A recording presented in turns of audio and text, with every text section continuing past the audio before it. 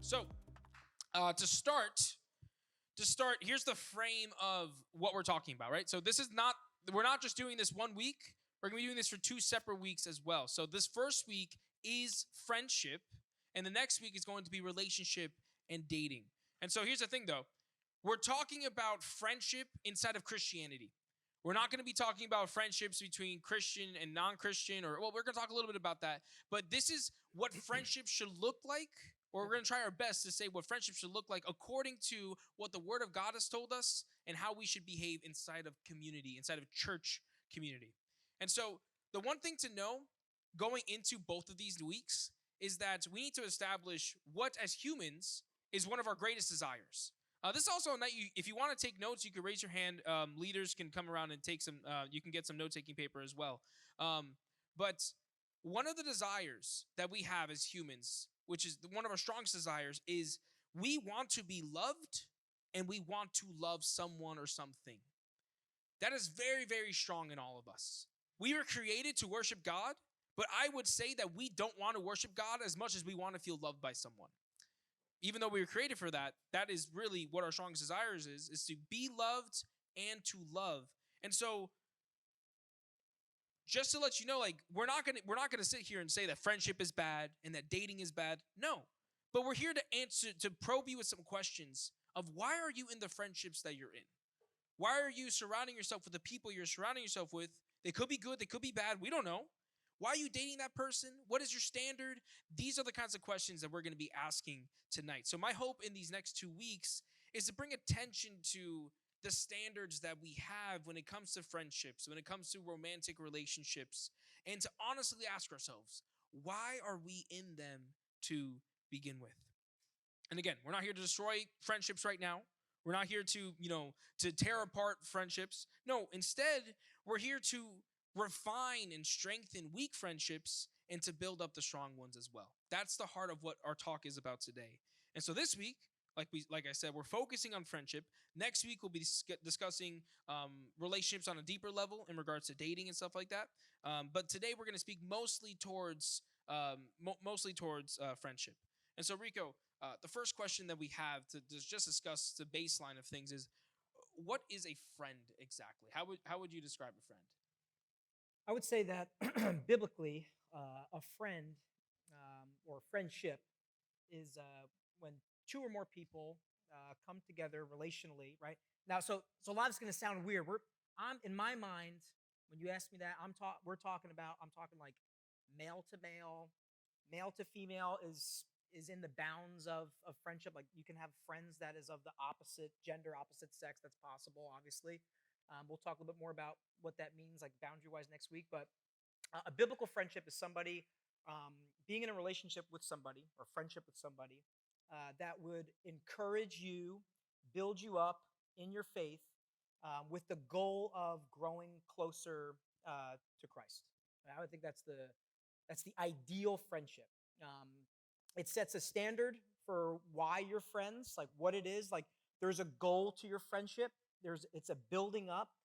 There's something in it that's not just self-centered and self-motivated, and it's something that you join together for the purpose of growing closer with God, and that involves everything Yeah. else of sharing the gospel with one another or with others and so on and so on. Well, and that definition in of itself, you're not going to find that in the Bible necessarily, but Sure. this is a gathering of what we see in the Word of God in regards to community and fellowship. But something that as we were preparing all these things and we were thinking through, just what is friendship like for you guys? The first one of the things that came to mind was the difference in how we come to friendships nowadays versus say when you were growing up or even when I was growing up. It's a little bit different now. Yeah, I would say that one of the things, like your generation, you don't realize it, I guess, because you're living in it. But your generation is sort of like an experiment It is in the a largest sense. social experiment ever. Yeah, you guys are an experiment. No, I don't mean that offensive. Maybe I do. I don't know. But like, you're the first generation that you don't know. Think about this. It's actually kind of weird. You don't know what friendship is like before social media. Like you've just always had that. That's always been a thing. Um, for me personally, and for every generation before me, friendship and connections were made like at actual places in person. The playground. Yeah, the playground. Out somewhere. Going to people's. I mean, I'm not saying that you don't do that, but a lot of your interactions with one another are either through text or on the internet in some way, shape, or form. And like you said, I didn't. We didn't. My generation didn't really grow up with that. It's something that was that came about later on. I mean, like Facebook became big when I was in college. He's old. Yeah, I'm not that old. I'm old enough, all right. So but the idea is He's 5 years younger than Mark Zuckerberg. I'll let you do the math later. And anyway, continue. now you just got everybody to Google Mark Zuckerberg's age. Get off your phones. Yeah. No, I'm 33. So, we like literally like texting became popular when I was in high school. Um, so being able to form good friendships and connections, it was different than it is now. I think there's a lot more to it now. So then this new way that a lot of us can get to know people and make friendships, like, they grow up into this where, you can message someone really far away and, and just see people, but not really see them for who they are because social media. How does that work with that definition that we spoke about before? Yeah, I think that's an awesome thing to kind of think about. So social media has like most things, right? Like social media in and of itself is not it's not evil, right? They're like things, objects, and tools, if you will. They're not evil. It just depends on how you use them. So social media can be awesome. It really can be. Like you mentioned, long distance. You can keep in touch with people that move away. You can. I mean, I don't have to tell you guys that. Or you talk to family that you usually wouldn't see, right? We've kind of killed the whole pen pal thing. Like that doesn't exist. Does it? I mean, I don't know. It doesn't exist anymore. You have Facebook, you have Instagram, you have any other, you have texting and so on and so on. So those are positive things. But I think negatively, in the context of like building relationships and building friendships, is like you don't you can think you know somebody because of what you see them post on social media, and then it could be completely fake, right? Like no one is eating the food they're posting like that every night, or whatever it is. Okay, like no one's having the fillet with the perfect salad and no, like there are nights where people are just straight up having peanut butter sandwiches, but you're not posting that, right? So there is this like facade in some way, shape, or form because on Instagram, and again, no one's throwing up the selfies on Instagram when you're at home at No night. makeup. Feeling, You're sitting down the couch. some people do that, right? Whatever. No, but like you'll send that snap to that one or two friends you're close to, but you're not going to post that for everyone to see. Yeah, and it's bold because I think what social media does negatively is it definitely builds like a digital wall to where you don't have to be vulnerable um, to people and form and forge solid friendships.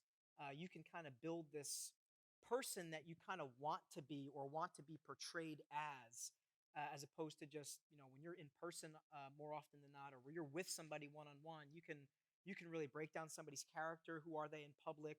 How do they treat other people? How do they treat their parents? In social media, you can absolutely hide all of that, with ease. And so you're saying that you can hide behind this wall, which is very true because the big thing is we don't really know these people.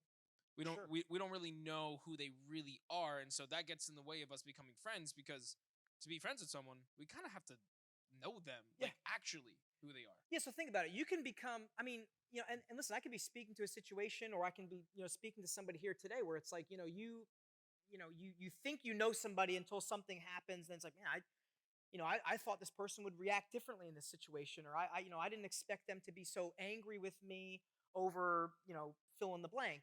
I'm surprised by this. Not to say that people aren't, perfect, where it's like you're gonna have reactions from a friend that's like, oh my goodness, I didn't expect that. But if your mind's totally blown based on how somebody is, it's sort of like a gut check for you. almost like a crisis moment where it's like, you thought you knew this person, and however they reacted to whatever it is that I'm talking about, it was jarring for you. So you got to kind of go back and be like, well, where did this foundation of what I thought was this is actually this? Like, how did that come about? And I think social media absolutely plays into that. Um, you know, not being able to be vulnerable with certain people inside of a biblical friend group. Yeah. Well, so there's this aspect of social media where you can't see who this person actually is. And so there's this wall.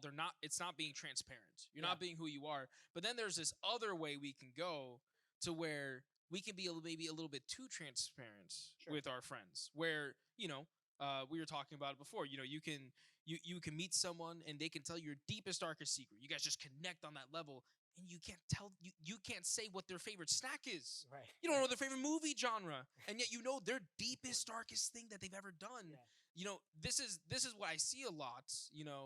Over the last few years of youth ministry, to where we're not, as people, we're not very good at holding a standard, and we can overshare a lot. Yeah, I agree. So one of the things, and I think this taps into what we're probably going to talk about at length next week, because again, for like guy to guy or girl to girl, it's easier to be a little bit more transparent and probably appropriate, I would say, to become transparent sooner, guy to guy or girl to girl. But particularly when you're talking about guy and girl, right? Being too transparent too quickly, allowing somebody in your inner circle, we'll call it, especially if it's guy to girl, or girl to guy, whichever. um, you're really opening yourself up for some serious danger. I literally mean danger that you may not even realize. And honestly, that's also because think about the things that influence you as young people or as people in general. I think relationships are constantly kind of put in your face from TV shows, movie, music, whatever it is, depending on where you kind of navigate towards that's not like distinctly Christian, you're going to pick up these ideas from places that are not biblically centered. And you have a mindset of, oh, I just met this guy, and he's so funny and da da da da, and I'm gonna tell him everything about my life on the next day, and then you know 2 weeks later you're broken, and this guy knows everything about you, and now you have a real problem, right? Because you could say the wounds of a traitor go deeper than ones of an enemy. So I agree. I think it's vulnerability, especially girl to guy, guy to girl, is something you absolutely proceed with caution. And a question for the crowd here. You can raise your hand. Have you guys ever been in a friendship or relationship where you invested too much, it ended up going south, and then they used some of the things you told them about yourself personally to get back at you, to hurt you with it? Right? Raise your hands. I know I have. I've been in one or two of those, a few of those. Right? A lot of us here. It's we're trying to speak to, our desire for connection. Right? How did I start off this whole show? Right? Um, how did I start off this whole night? Could be. Yeah, right. Could be. Could be. Tune in. I said one of the greatest desires for the human is to love and to be loved, right? So that desire to connect with people, that's not a bad thing. Right. But in the right place, it could be the most beautiful thing.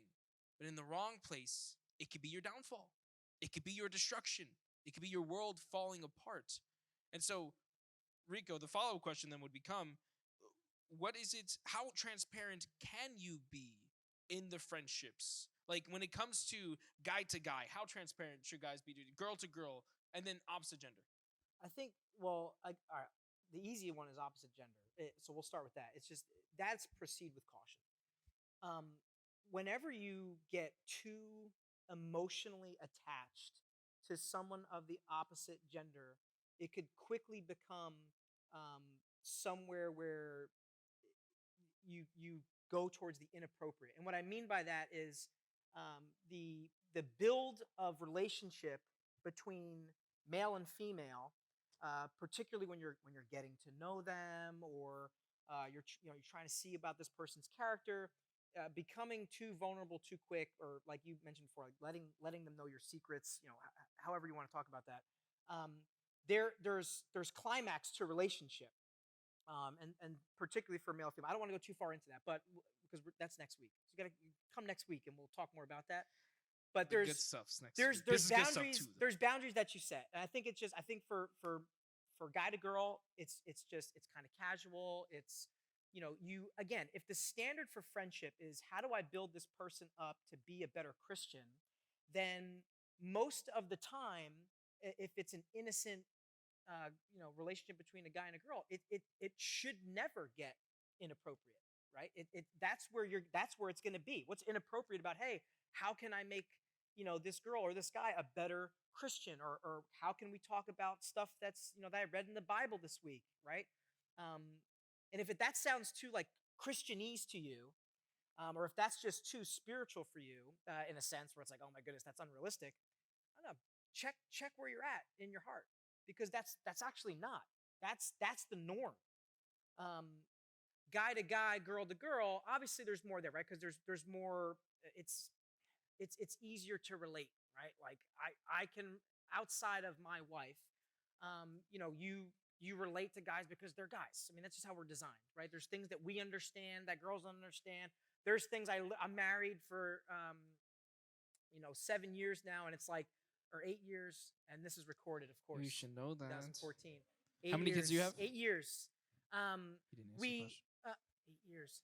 We there's still things I'm learning about women, literally, right? Like, but there's things that I understand about guys, that guys just do certain things. So the vulnerability there becomes more natural. But again, that's more like a trust factor, wisdom factor. Um, I think it's a good segue into, honestly, like, who do you let pour wisdom into your life about friends is enormous too. Yeah, and that is kind of like the follow through of that, where you're saying that when it comes to guys and guys, you can go deeper. We're supposed to hold each other accountable, girls to girls, etc. Not to invest too much in the other gender, because, well, that just confuses things. Sure. And we'll talk about that more. But then that begs the question then too: how do you determine who you place in these places of influence? Because here's the thing, guys. Think about like a tree. You cut a tree off, it has the rings, right? Right? Has the years. Pretend you're in the middle of the tree. This is your life. This is the core. You have circles around you, and these are the levels of closeness. The outer circle is going to be strangers. You don't know these people. They're the farthest thing from the root of who you are. They don't affect you much. Then you have acquaintances. Then you have friends. Then you have best friends. Then the next ring is like girlfriend, boyfriend. They could kind of be in the best friend ring, maybe a little bit different of a ring. Then you got family. Then you have husband and wife. You see how each one of them, it gets closer and closer to you in relation. How the closer you are to the core, the more influence you have over a person. And so the question becomes, how do you go about choosing these best friends, these communities that will have a lot of influence over you? Because you might say your parents have a lot of influence over you, but we know it's not always like that, right? Sometimes our best friends are the ones who have more of a say than our moms and our dads. So sometimes we skew that completely. Totally. So, like I said, I mentioned I taught in high school for almost 10 years. So I've seen kids come and go. I mainly taught seniors. But one of the biggest downfalls for young people today, and it's not necessarily your fault. It's all you know. I want you to think about this. Okay, think about the age of the people that influence you the most. I'm not going to ask for hands. I want you to think about this. Okay, so think about how many people influence you the most that's the same age or 1 to 2 years older than you. Okay, then go up from there. How many people influence you that are 5 years older than you, 10 years older than you, 20, 30, right? I would imagine that the higher up I went, the lower the number went for influence. Yes? Can I at least get that out of you, right? The biggest pitfall for young people is that the people that influence them the most are the same age as them, right? So think about how odd this is. So you have very little life experience. You have a crisis occur, a crisis, right? Could be anything. The first person you're going to is somebody that more than likely has even less life experience than you, or is just as naive as you in this situation. And you're giving each other advice, neither of which you know anything about what you're talking about, but it just feels good, right? Like, I just gave this person advice. Like, oh, really? Have you been in that situation before? Oh, no, what? No. Okay, so what did you actually do for them? I don't know. I mean, there's a shoulder to cry on type of deal, and that's all good. But the problem is, there's very little wisdom to go and talk about things with people that are the same age as you. So what I would encourage as far as like influencing and what friends and how you can be influenced is annoy older people. I know listen, that's easy for you guys. Your parents Yeah. do count, but not in this Yeah. situation. You have leaders here that are older than you. And the thing is, what you want to do is, and it's godly older people. People that you can imitate. People that you can find and be like, hey, listen, you know, I'm going through this. How do I navigate this?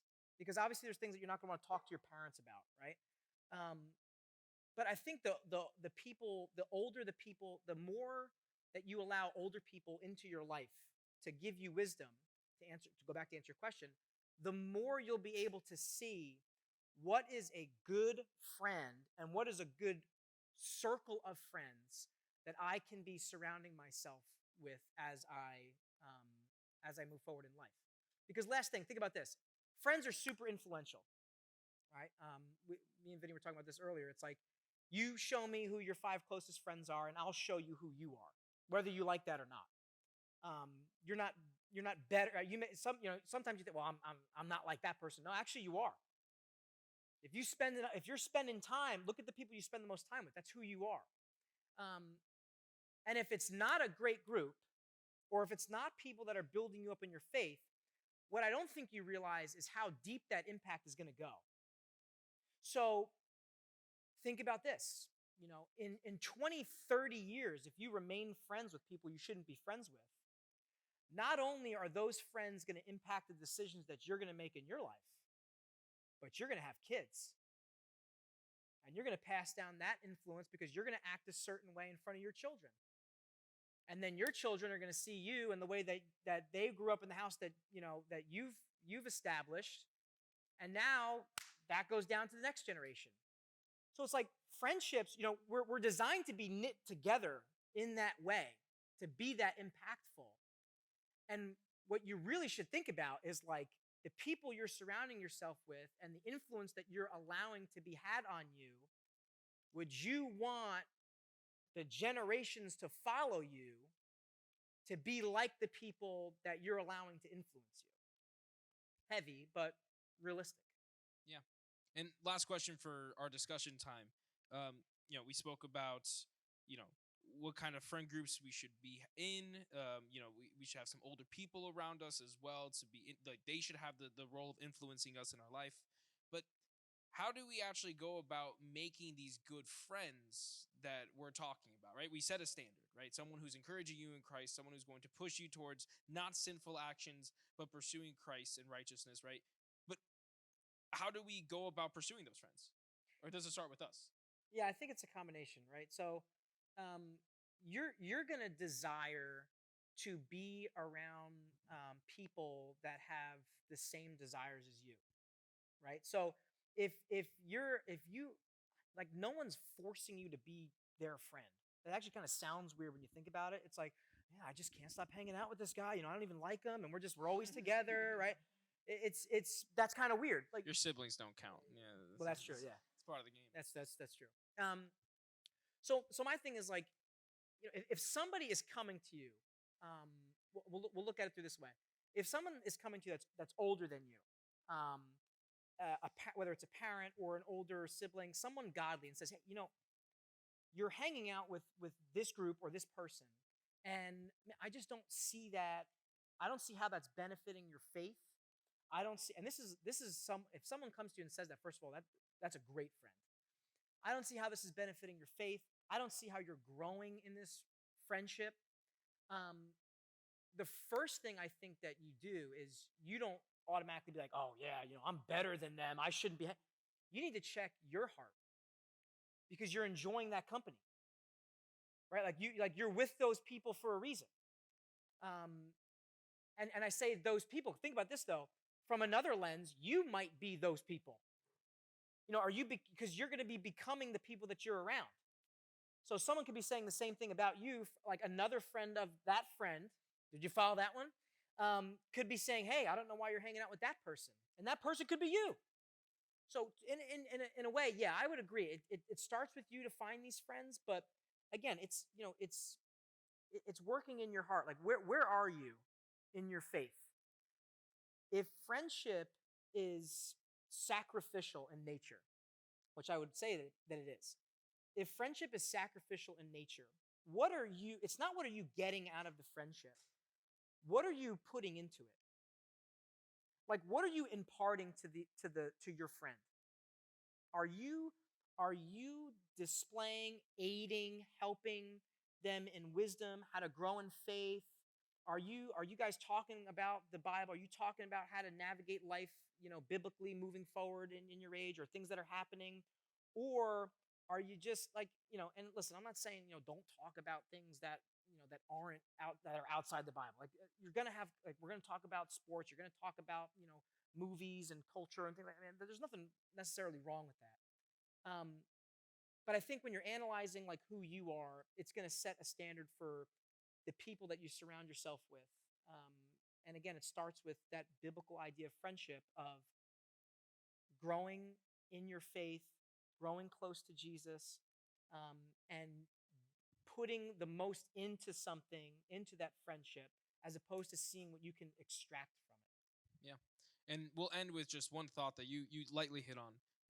You said a good friend is someone who's going to tell you the truth Yeah. in when they need to, Yeah. and that is so key because a friend who lies to you and allows you to just continue with what you're doing when it's bad and it's sinful and whatever, that's a friend not worth keeping. They're more afraid about your opinion of them than they actually care about you as a person. Because if they cared about you as a person, they would tell you, "Hey, dude, what you doing? That's stupid. Hey, what you're doing, you need to stop." And that's really one of the major features of Jesus' ministry is sharing the truth in love, Totally and that agree. has to be the thread that ties a friendship together. Totally agree. A gentle correction. Faithful are the wounds of a friend, right? So when it comes to correction and friendship, there's a lot of principles when it comes to confrontation, obviously in the Bible. You want to make sure that you don't have a beam sticking out of your eye before you inspect the speck of dust in somebody else's eye. But the idea here, in correcting a friend and receiving correction, um, I would say this: if you get corrected by a friend, there's usually two ways that you internally tend to receive it initially. And I don't care who you are. These are the two. These are the first one. Okay, generally is like, "Oh, you're judging me? Like, are you serious right now? That's where we're gonna go." And and that's the one that we like to lean into because you've been called. No one likes to get called out. Like no one enjoys receiving correction. Okay.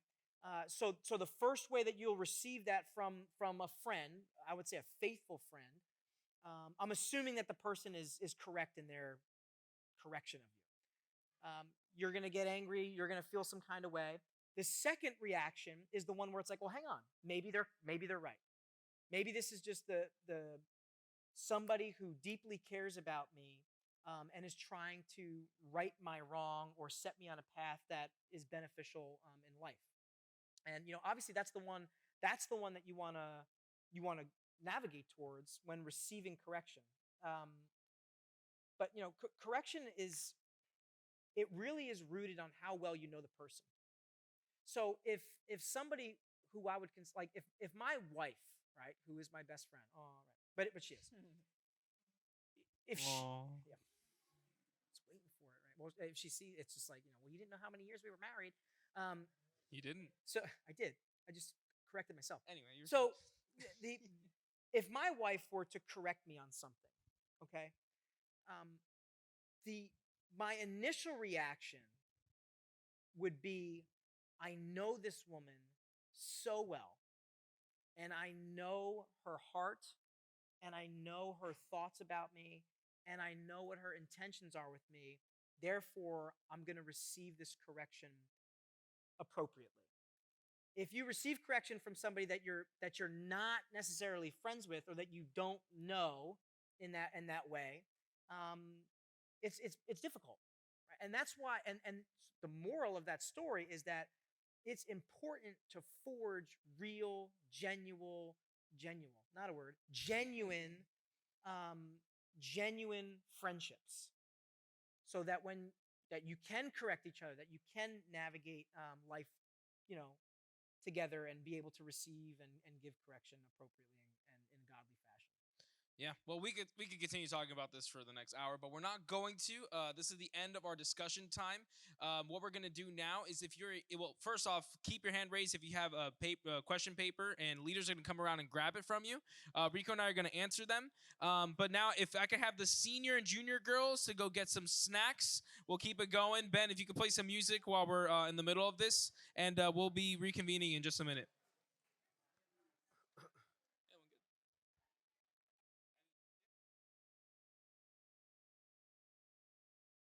First question, Rico. What are some key qualities or attributes that make a good friend that you should be looking for in a friend?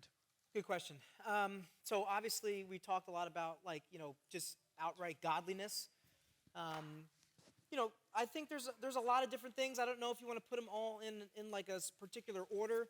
Um, Usually, what people say is, like, the best quality of a friendship is loyalty, right? I would adjust that slightly. What's their loyalty to the Lord? What's their seriousness about their faith? Are they encouraging? Do they say things in love? Do they think through? There's a couple things in Proverbs that outline qualities that are not good for friends. The number one thing I think that's mentioned a lot is somebody who slanders. In other words, somebody who talks a lot behind people's backs. People who are um, constantly finding fault in others. Those are bad qualities. So if you find somebody, a good friend is someone who's going to build up, encourage in the faith. Shh. Um, yeah, so I think there's a lot of things that you can look for, but the seriousness of their faith, their ability to encourage, um, unconditional love. Are they willing? Do you find that they are able to be there for you when you most need them? Um, yeah, so I think there's a couple different things, but those are pretty important. Yeah, that's a good synopsis of that. Next question. My current friends, mostly in school, are unbelievers. What should I do? Should I remain friends with them? Yeah, I mean, so I got saved when I was 20. So a lot of my friends are not saved to this day. One of the things that happened pretty quickly is that we began naturally to have different interests. All right, like I mentioned, 20 years old. So we were all turning 20 and 21. So the interests there was going out and drinking and partying and so on and so on. And I had different interests. So the thing is this: the caution or the wisdom I would relate to you in having unbelievers as friends is, what you want to understand is they influence you way more than you think you're influencing them. So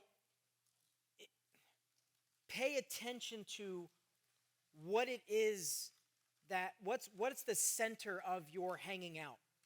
What are you hanging out for in a particular scenario or circumstance? What's the setting? Where do they want to be? What do they constantly want to be doing?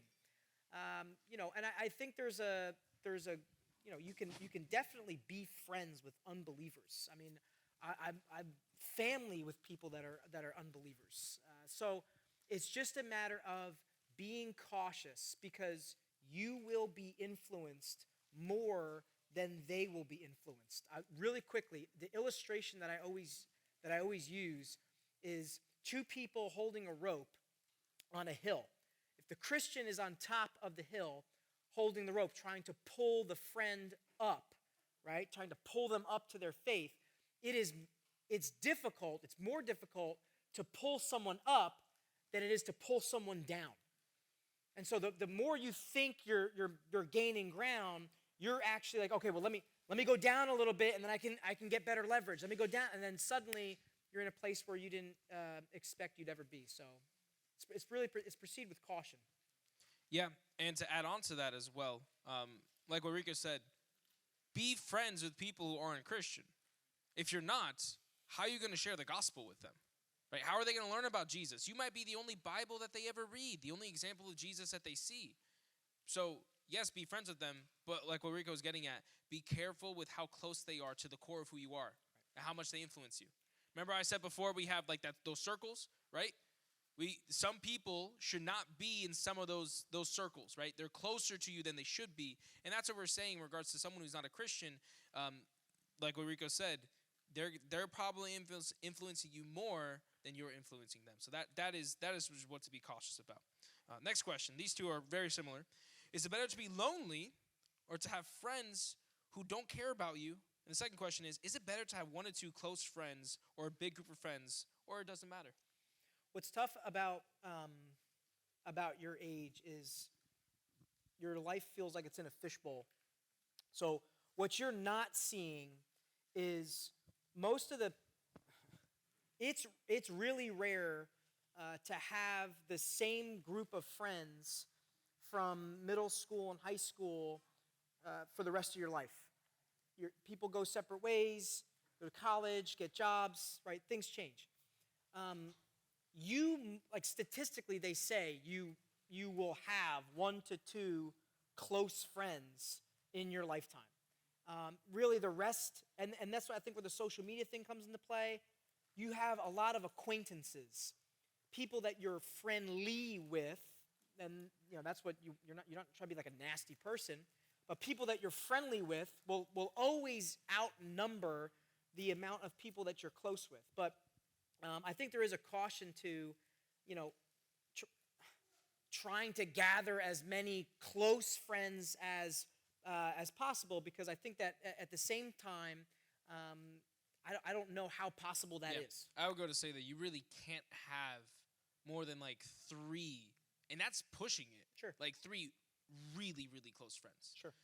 We spoke about before, and I've said this to you guys before, that I have 2 guys in my life who know everything about me, who hold me accountable, and who could destroy me on a whim. They could just release all the information. It's like I'm done. They have all my dirt. And you said that. What kind of dirt you get? No, I'm just that's not for you to find out. But like I have like 2 of those guys, just 2, but not many more than that. And you said the similar thing, for you. Yeah, we have. My wife is my best. Like when you say that those people could destroy you, like my wife could destroy me, just because she knows. Yeah. And when I say that, it's not like there's. It's not like we have these deep dark secrets, or right. we're drug lords, or right. Something along those lines. Being like transparent, like if someone were to come up to me and be like, I heard about this, I would never get a pit in my stomach, because there's nothing that I'm hiding. But what Vinny means and what I mean about this is like destroy you, meaning they know who you are, so they know what hurts. They know the things that make you tick. They know like who you are at your core being. And yeah, I think number 1, that's reserved for your spouse, and then I think number 2, 3, perhaps to people that will naturally gravitate with you and be with you throughout your life. Yeah. Next question. There's 3 questions that all have to do with this, so I'm not going to read all of them for the sake of time. It says, I have some Christian friends that drink, that party, that do all that stuff. Should I address them? If so, how? And then there's another question that goes along with this, saying, I have friends. I know they're not good ones, but if I leave these friendships, I won't have any friends. I can't win. What do I do about this? Yeah. So, all right. The first one is easier than than the second one. So here's the thing: like, no one here is naive to, um, you know, people your age with the drinking and the partying. Like, no people. Like, we know what goes on at this age, and we know the experimentation and the temptation that there is to this stage in life. And if you have Christian friends who are engaging in this often, and this is a heart's desire, and these are things that they want to do, and it's making you uncomfortable, and you don't want to do it, and you find that that's wrong, I would say you're correct. Here's what I'd say. There's two ways to look at this. The first one is, yeah, it's going to be uncomfortable, but you would address that person because that's a future of destruction that they're headed towards. Here's the thing about drinking and partying. I don't want to make this about this, but let me just say this real fast. I I was not saved until I was 20. I mentioned this. And it's always sad to me when I see young people that have the gospel preached to them. They're around people that know Jesus, and yet they still want to pursue this lifestyle out of curiosity, or honestly out of disbelief of what people have been telling them about how it's destructive and how it's not good. I've been there, and I've done it. Like, my conversion, when I came to Christ, it wasn't because something really bad happened to me. It's just that lifestyle gets you nowhere. Like, you're not going to feel satisfied in that. And I think, in a way, as a friend, you address that person like that. And if they don't believe you, then you've done what you're supposed to do. But here's the caution: you eventually are gonna get dragged into an uncomfortable situation that you never wanted to be in. I mean, guaranteed. That I guarantee you. And so the longer you let this kind of play out, and the longer you think you're just, you're walking into a trap.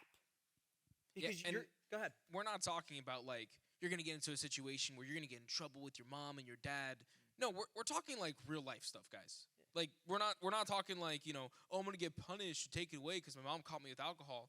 No, we're talking about the kind of lifestyle and the kind of the road that kind of lifestyle can go down towards. Like, it's serious. Think about this. And even with that, okay, yes, at young age, the statistics of you becoming addicted, essentially, or becoming an alcoholic, especially with that, and then the college life, the statistics are high in that, especially when the younger you start. But here's the thing, spiritually and as a person, what you're navigating towards, okay, when you're wanting to drink and you're wanting to party and you're engaging in those things, is you're setting up your heart to try and be content with not being sober. And what you're going to do is you're going to wreck your heart and your soul and who you are as a person, because it's going to damage what you think is good, and it's going to make you look at things that actually are good as not fun or not what I want to do. And then the rest of your life, you're going to try and pursue things that are never going to fulfill you. And so it's a lot more, it's a lot heavier than just, yeah, well, so what, I drink every once in a while. You're setting up your heart to be geared and inclined towards something that will destroy what you were designed for, and that's the pursuit of Jesus Christ. So it's a lot more than that. Yes, so address your friend. And I'll address it here. Like, if you're doing that now, you're setting up your life to be straight up destroyed. Relationally, spiritually, you can go down the line with that. And like we said before, a real friend is someone who's willing to put their friendship on the line so that the truth can be spoken. Because otherwise, you're not really a good friend. Next question. My friends are talking bad about me. My friend doesn't defend me. What does that say about them? How do I go about talking to them? Another question that goes along with this is, how do I know if I have fake friends? Yeah, that's a good one. So if I was like counseling this person, the tough part about it is, like, you always need details. Well, what's the background? Like, so generically, if a friend is hearing bad talk about you and is not defending you, you obviously heard that from somebody else who perhaps wasn't defending you either. So that's a whole different scenario. But yeah, that's something that you address to that friend. You know, the thing is, it's the concern really in my mind is like, again, that talks about the group, right? Think about the group. What's the infighting? Why can't that person address you directly, right? So what you have there is what seems like is a dysfunctional friend group of people that are, again, there's slander, it's backbiting. There's no direct confrontation. There's no dealing with an issue. It's I got to talk to this person in a bad way, and then have them find out roundabout. It's classic high school drama. But direct confrontation, in a godly way is how you would handle those things. So yeah, it's a friend group issue. It's actually not just the one person that is not defending you, even though that is, I would say that, yeah, of course, that's a problem. Like, you want your friends to defend you, but it's a group issue, I would say. Yeah. Thank you guys for being so patient. We're almost done. We got 2 more questions left. We're all right on time. That's pretty good. No, we're making good time. We did all right. How do you go about finding and creating deep connection with someone in faith and grow together? So this generation, from what I've seen, it's everything to you is instant. Deep connections don't happen overnight. They don't happen quickly. And I think it's to Vinny's point earlier about being vulnerable too fast and letting people know things too fast. Deep connections are less like flowers growing and more like trees growing. A flower can come up in a season, but a tree can take years, right? Trust in general is built over years and years and years. And as that grows and grows and grows and grows and grows, vulnerability, deeper connection, telling somebody the concerns and the thoughts of your heart, that takes place over time. And so the answer to that question really is, that's why it's important to discover who your friends are early, in a sense of, what's this person's character? The best question to answer a lot of these is, what are the characteristics of a godly friend, right? And so when you go back and you think about the things that we talked about, someone who's encouraging, someone who's loyal to God, someone who's trustworthy, someone who can keep things in and not be a blabbermouth. When you take those things, those characteristics will help you build that tree instead of trying to find an instant deep connection quickly in a matter of a couple months or a year or so. So that it just takes time. It takes time to build deep connections. And that's for every single form of relationship ever. No question. Our walks with God, marriage, everything. No question. It just takes time. Last question. I know that I can be influenced by my friends, but I don't want that anymore. How do I become someone strong enough to influence them in the right direction? Yeah, and that's the funny thing, right? We talked about this before. It's like, if the influence that your friend group is having on you is negative, and you see it, you're in a good space, because eventually, if you stay there, you're gonna become blind to it.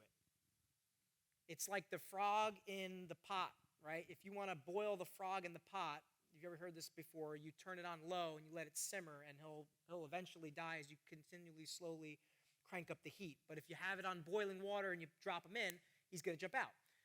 Where you're at, if you can see the group of people that you're with and it's disturbing to you and you don't like the trajectory, you need to make the move now. It's either you need to address it with them, or you need to find people that would fit those biblical qualifications. Otherwise, you're going to stay, and what's going to happen is you're going to start to justify things one after the next. Well, that's not so bad. I can forgive them. I can be loving. I can be with them. Then the next thing happens, and it's worse than the first thing. And again, I'm being generic, but generically speaking, it's like you will eventually justify just to be in that group. and then you'll become the same thing that you were disturbed about initially without even realizing it. So whoever asked that question, you're in a good space, and I would say that now's the chance to make the move before you don't realize that you've become something that you didn't like, a couple years prior. All right. Well, those are all the questions that we have today. Thank you, Rico, for joining us. But don't worry, he ain't going nowhere. Next week. He's gonna chill a little bit tonight, so you get time to talk with him. But we'll be here next week tackling the even more fun subject of dating. So it's gonna be wonderful.